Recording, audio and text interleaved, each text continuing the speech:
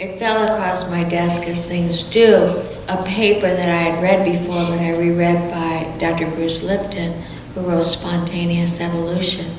And it was so amazing to read what you already know, but to be reminded of it.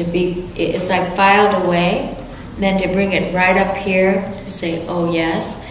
And I realized a very big thing that day. He says in it that we live off of about 90-95% of our subconscious minds, our programming from in utero and the first 3 years of our lives. But we can't say, this I'm living present, this I'm not, because we really don't know. There are those breakthroughs, there are those creative moments, there are the spontaneity of being here, that enlightened state that comes occasionally for us. Maybe just a flash, an inhale and exhale, really being here. It's about 5%. Everything else we live off old programming. So in looking at the state of Golden Bridge and how it can seem very chaotic to many of you, like what's all this stuff and when are you going to move, and many of you don't like change. People grumbled for a couple years when we moved from 3rd Street. I like 3rd Street better. I like this. I like that. You know, it was so small. It was so, you know. And then other people that just enjoyed this, people that enjoyed the adventure of change, the adventure of move, and others that were contracted. Like, this is a big hassle. This is a big mess. This is like driving me crazy. How are we going to do it? How are we going to meet deadlines? And we go on and on like that. Or we see it as an adventure. Like, whoa, change is good. Every time I change, things get better. Every time I move, every time this happens, it's an adventure.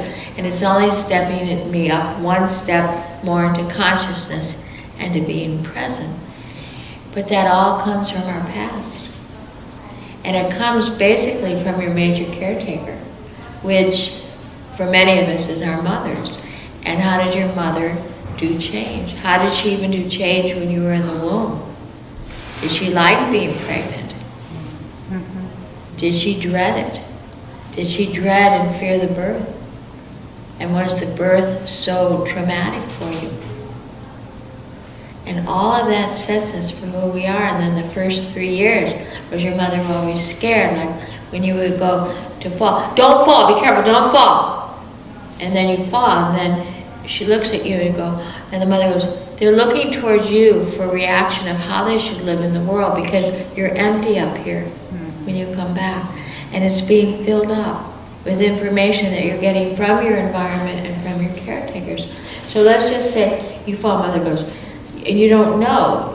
Should you be scared? Should you react? Should you just get up? And you look at your mother and goes, oh, are you okay, Johnny? Oh God, I didn't. Or she looks at you and go, you're good. Let's get up. And that's how you live the rest of your life. Isn't that amazing? Yeah. Every single thing, we're programmed 95%. So how do we change it? Well, Kundalini Yoga is one of the best ways. Sadhana, meditation, all the tools that you're gathering now will help to change that which needs to be changed, to free you, so you're not a prisoner of this historical cellular knowledge that's inside of you. And it can be done, and you're all doing it. We're all doing it. But to be aware that your fears and your joys and your ups and your downs. I was just reading, a good friend, Belinda Carlisle, wrote an autobiography. And I was reading it because she sent it to me from Europe. And it gave me so much insight of Belinda's life and how she had to journey the way she journeyed from her mother. Programming. It's so amazing. It's the reprogramming. So much is grace. So much of it is your karma. But still, if you start switching your mind out, that's the first place to begin. And see that if you can see it, it is a reality. Everything you see here will manifest. It's that saying that Yogi Bhajan gave us years ago. Watch your thoughts, because they manifest into your words.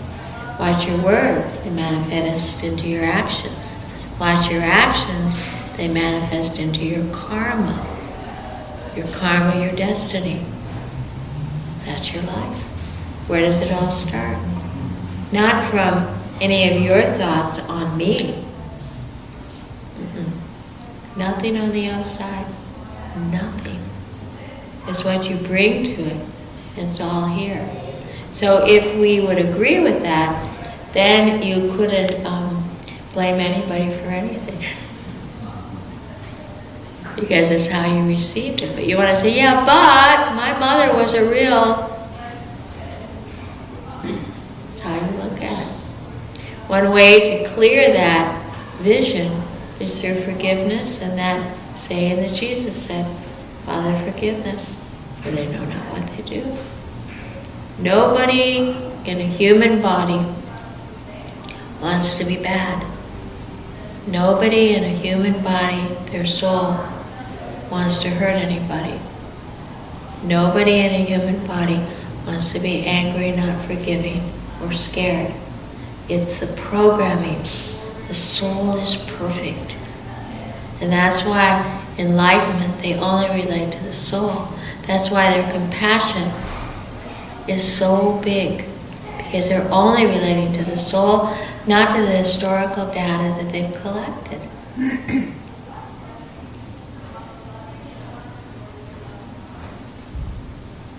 So let's see what we can do today.